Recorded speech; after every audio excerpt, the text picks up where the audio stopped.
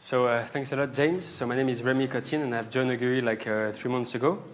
And so first of all, I would like to share a little story about myself. So I love playing tennis. And when I was younger, I was always playing tennis with one of my best friends, and every weekend we were playing.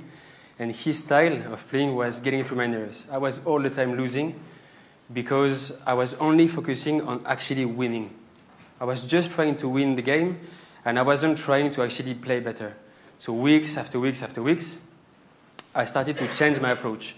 So instead of only focusing on him losing and me winning, I started to think, okay, you know what, maybe I can try to improve some of the aspects of my game. So for example, my backhand or my second serve. And by focusing on those small aspects of my game, I was able to crush him. So that was like a good feeling. And so you might wonder, why am I sharing this tennis story in this presentation? I think it's directly relatable to app monetization. You will hear a lot this week about user acquisition, like header bidding, all these buzzwords, which are, of course, important for your whole monetization strategy. However, I would like to challenge those ideas and to speak about 5 uncommon tips that I think you should take into account to maximize your monetization strategy. So first of all, let me tell you a little bit about Agar. So Agar is a company that was created in 2014. So we work directly with brands, with more than 900 brands. So we have like more than 100 people speaking with the likes of Nike, Samsung, Chanel, and to help them attract mobile users. We have access to more than 400 million user profiles worldwide, and all the data we see is GDPR compliant. And this is by design since we were created. And we are integrated with more than 10,000 apps, which enable us to have like a full understanding of the publisher ecosystem, like the challenges and the opportunities. So Agar is a tech company that specializes in mobile journey marketing. What is it? As you can read, this is a new marketing discipline that enables organizations to understand the entire mobile user journey and market across it. So just to clarify, this is not a sales deck. You will see like a lot of Agar on myself, but this is not a sales deck. I really want to focus on these key aspects that I believe will help you maximize your monetization strategy. If you want to know more about Agar, we are at the booth 103 downstairs on the 3rd floor. Cool. So first of all, I would like to speak about you, about me, like we are all a mobile user, right? And mobile is very personal. Not only like your device is personal, but the whole user journey is very personal. We know that on average, every mobile user will spend what, like 5 hours on our devices. So it makes the whole experience with the phone very personal. And that's the reason why in any kind of relationship, in any kind of partnership, trust is key, right? And trust is something that is very important specifically when we speak about data. When we speak about, okay, because if you see like, how can I put it? An individual's life is mappable across the browser that you use, the website that you will browse, the app that you will use.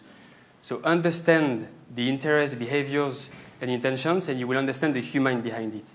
So trust is very important. So first of all, the first tip that I would like to cover, which I think is essential, which is respect the user privacy. So for the past year, basically, we have seen new regulations coming into play. So it was even harder for publishers to fulfill their whole mobile potential. And why is that? Because of those regulations that publishers like should abide to. It was basically like creating like a new challenge. And speaking about regulations, it's impossible that we don't speak about our dearest friend. So this friend that changed the industry for the best, this friend that created so much headaches in this room, and this friend who celebrated its birthday 3 days ago. Of course, I'm speaking about GDPR. So GDPR, I'm sure like you actually love this word. this is something that we are, as I said, in Augury, since 2014, we are collecting the consent from users. So this is something that we have it in our DNA. And so with the arisal of GDPR, like regulators, guidance, and enforcement provided like a whole era, a whole like guidance on how to do it. However, some publishers were left in the dark on basically how to implement GDPR. And I would like to show you some facts and some insights from a survey that we have done, which I think are mind-blowing. So, first of all, what we have done is that we looked at 200 gaming apps in France, in the French market, and we looked at the consent notices to understand if it was GDPR compliant. 98% of consent notices were not GDPR compliant. So basically, why is that? It's been already like a year that GDPR came into play. So why is that? Is because it's some publishers, some gaming app publishers will directly link the fact to have like a high opt-in rate to more ad revenue, right? First of all, there is this. Secondly, there is follow your peers. If you don't see, like for example, your direct competitor or your peer not moving to like a fully GDPR compliant consent notice, why would you? There has been some penalties, but it's more like it's more like at arm's reach, with like Google, FeedsUp, Timo, but no like large gaming studio has been impacted. So in the end, what it does is that it creates toxic data, because we work directly with brands, and some brands will not spend on some of the apps because it's not GDPR compliant. And I'm going to show you like 3 key takeaways from a survey that it's actually like available online since last Thursday, that has been published in the Financial Times. It's really interesting to see that after GDPR, only 8% of consumers claim to have a better understanding of how their mobile data is being used. So there is lack of knowledge and a lack of transparency. Second one, after reading a consent notice, 52% still do not understand how their data is being used by companies.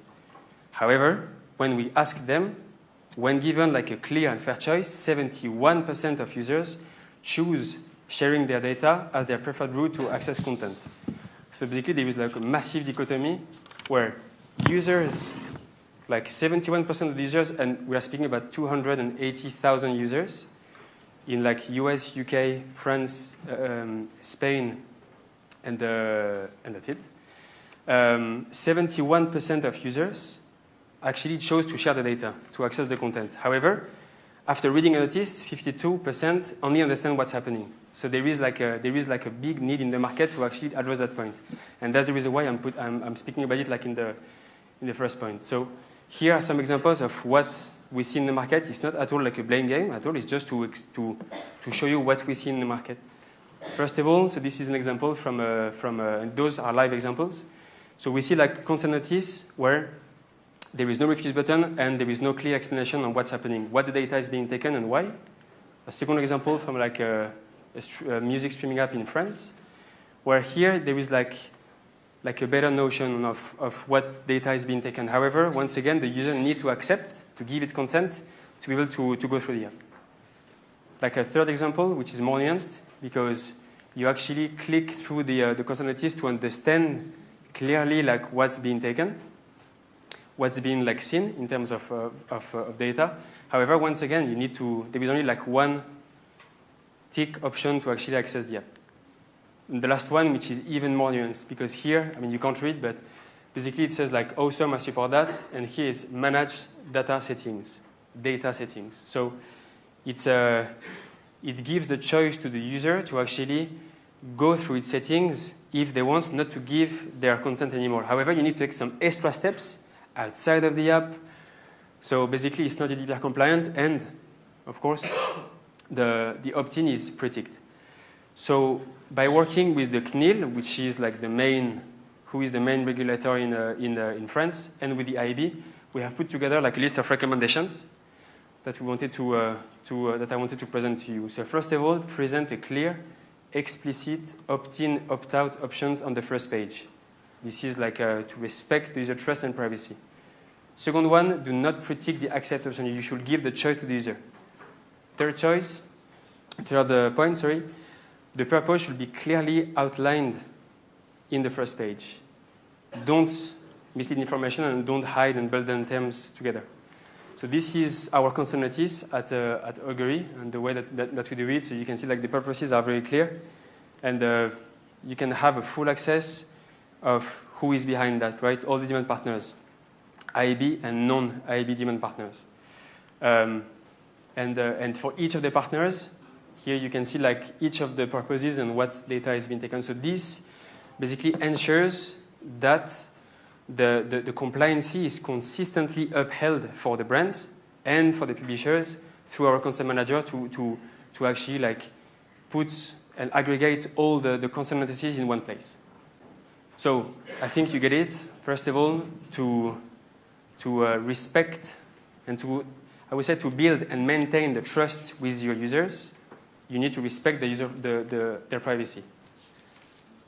So once you have done so, the second tip is you need to better understand your users, right, to adapt your strategy. And here, I would like to share with you like analysis that we had done with Miniclip, where we looked at the whole of 2018. So we looked at around 30 games, almost like 40 million users over the course of a year. You might recognize like a lot of those titles, which are very popular. So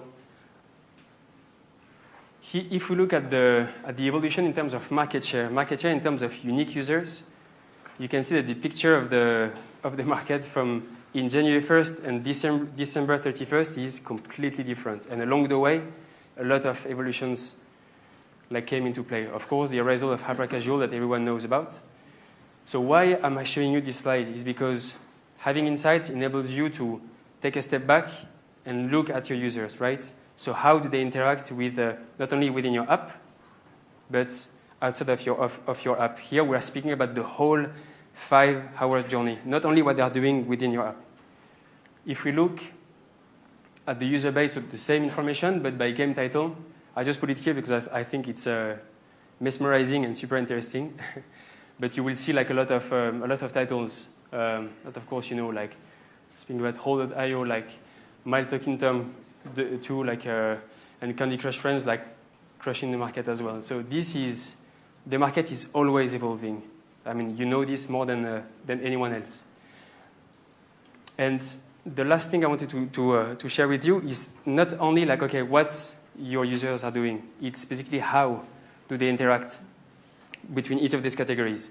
So I would like to draw your attention in between hyper-casual and mid-core. So for example, like here, the way that users behave within those categories is really like interesting and very different. For example, the inactive chunk is much bigger in mid-core than in hyper-casual. However, the very active part is bigger in mid-core. So even if you don't have like this type of titles, it helps you understand like how your users are basically like behaving.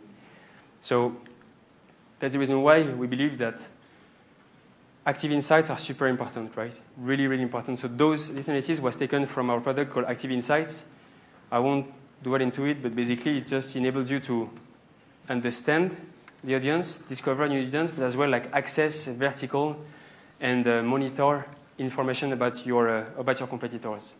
And these are just like some quick slides. I really like this slide because you can actually see where the users are going, to which app, when, and why, basically. So this is more like information that you can get. So in this case, really like challenge the way that you understand your users to get deep down to understand their behavior and go beyond just like demographics.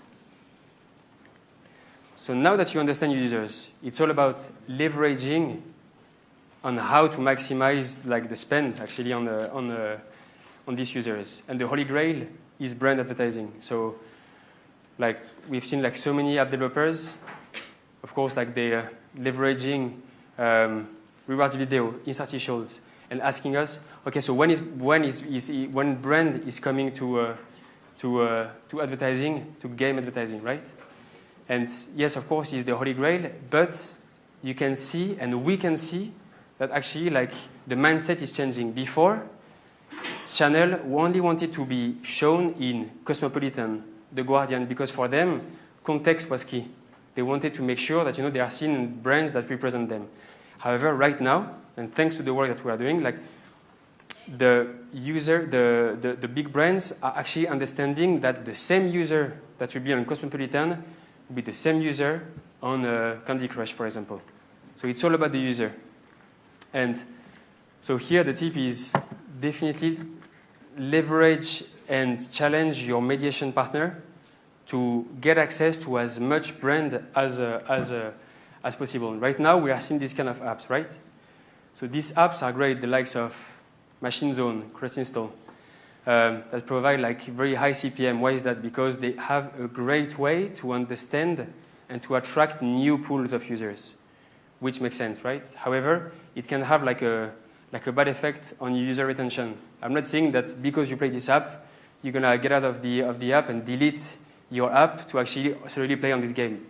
It's not the case. However, they will be directed to like a different source of inventory. And what we are seeing is, so this is like a study that was done by Aaron Source, which we believe is super interesting. So over the last year, we saw like the rise of hyper casual in terms of spend in the market has been like skyrocketing, taking over some IP spend. However, I would like to focus on the purple bar, which is very stable. So stable for me means untapped. There is like a lot of untapped potential here, and that's the reason why I wanted to bring this point. So we spoke about user trust. Here it's all about user engagement, right? We don't speak anymore about ads. We speak about recommendations, like some ads that will be shown to user to attract them based on their precise knowledge of behaviors, interests, and intentions. And it raises brand awareness, drive app installs, and improve user retention in, like, hopefully, as you saw in my first point, in a GDPR compliant way. Cool. So now that you have some brands actively spending on your app, the whole next challenge is, okay, so how do you optimize everything together? Because you will have performance campaigns and brands campaign. And here, I'm going to ask you a very blunt question, which is, are you losing revenue without realizing? And most of you will say, like, well, I don't think so, or maybe. So I would like to challenge these thoughts because revenue optimization is very complex, as we see right now. And for one of the reasons is because I just showed you like hyper casual came like in the market. So now it's not only about like ROI, it's as well on return on effort. Like the lowest effort that you should put in your app should bring the highest revenue, right? It's definitely easier to say than to do. But we believe, and I believe, that maximizing optimization is possible. I'm going to go through 3 ideas and explain each of those. First of all, manual waterfalls are only effective for premium inventory. And I believe that there is an opportunity to think holistically, be as granular as possible with the lowest return on effort. So if I come back to my tennis story, like I might want only to capitalize my strengths on my forehand, right? Yes, I will win some games. I will win some points, more precisely. However, if I do that, I will find myself in some situations where I will actually have to use my forehand, my backhand, sorry, and I will find myself in some weak situations where I might lose the point and might lose the game. So you want to actually think holistically. Let's say, for example, that US is your like third like geo in terms of traffic, but it's the largest one in terms of performances. And then you have Canada. That is the other way around. It's like a big source of traffic. However, in terms of revenue, it's maybe the 5th one. Don't only spend all your efforts in for example, in your strongest networks in the US. Like challenge yourself to actually think like holistically and optimize in each of the geos. Second idea is performances mostly depend on how often and how precise you are. So in this case, create a routine to review like key metrics on a regular basis using alerts to monitor them. So here, to come back to my tennis story again, like if I want to improve my backhand, I'm not going to just like spend like 2 minutes at the end of each training session. It should be like incorporated in the whole process, right? I should use my backend and my second serve throughout the whole training session. And in this case, it's the same. Like, make sure that you're always consistent and on track to optimize what you are doing. And the last point is automated waterfall based on historical data is not enough. So at Augury, we actually like challenge this idea because we actually think about, we don't only think about historical data, but we have like some algorithm to predict the CPM, to go beyond that. And that's something that I believe that you should challenge your mediation company, mediation partner, to actually go beyond the historical data. The tip number 5 is a bit more trivial, but we have seen like 4 main ideas. I believe like a key part of this is the mindset, right? Challenge, optimize, repeat. You should challenge, optimize, and repeat, and again, and again, and again. Like, if I am on the training field, just to train myself like once a month won't be enough. I will have to do it like on a weekly basis, on a bi-weekly basis, and that's the whole idea that I wanted to bring you here. And for example, when we work with networks, we have like a whole demand team that challenges all the networks to make sure that the multi-floors are set in the right place for the right geo, at the right placement. So make sure that don't consider that what you have is the status quo. Challenge, optimize, and repeat. So I would like to bring like a quick summary to show you like what we went through. So the first thing is all about trust. You start by trust, and trust comes with user privacy, specifically like on mobile devices. So once you have built this trust to maintain it, then it's all about better understanding your audience. Once you have like a better grasp on your audience, what they are doing, using like insight like platforms, it's leverage brand advertising. I know it's easy to say, but that's something that is coming into play. So like challenge the market to actually find some solution that can bring you like brand advertising in your whole monetization mix. Optimize your monetization strategy efficiently, so your whole stack, and eventually challenge, optimize, and repeat the whole process. And I believe that if you follow like these steps, you will be on top of the world. And that's pretty much it. So thanks a lot for having listened to me. I'm quite interested, Rémy, if I'm not getting one from the floor, I'm not getting in how you're able to leverage a good proportion of brand advertising, maybe compared to your competitors in the market. Sure. It's all about data, right? Data is key, and the way that we were able to differentiate ourselves is with the data that we see. Like data is here, and the only thing that we started to do is actually like look at it and take the pieces of data that we believe are super important and key in the space. So a lot of our competitors will look at, for example, what the users are doing within the app. We don't do that. We only look at what the users are doing outside of our apps, such as, I don't know, like downloaded apps, like the website browsed. And with this information and based on all the algorithms and machine learning techniques that we have, we are able to run like some campaigns for brands that actually work. There is like performances that back it up, and that's the reason why they continue reinvesting with us. Okay, just time for, I'm just going to ask one little question. You mentioned that a lot of gaming advertisers are not GDPR compliant, possibly not taking it seriously enough. What do you suggest they do as a first step if they haven't really looked at it? I would say like look what's in the market, because there are actually some publishers that follow the guidelines, and the thing is that having like a GDPR compliant approach doesn't mean that it will impact your revenue. You have some ways to actually like leverage this to be like compliant, but for example to have a logo, to have like a consent notice that match the look and feel of your app. So in this case, it's step by step. Look at, for example, like the recommendation that I put, and I mean they're everywhere. It's because it's based on GDPR like compliances. So I will say like look into like what's been done in the market and start to incorporate them within your strategy. Thank you, Rémy. That was great. Cool. Thank you. Really good. Thank you.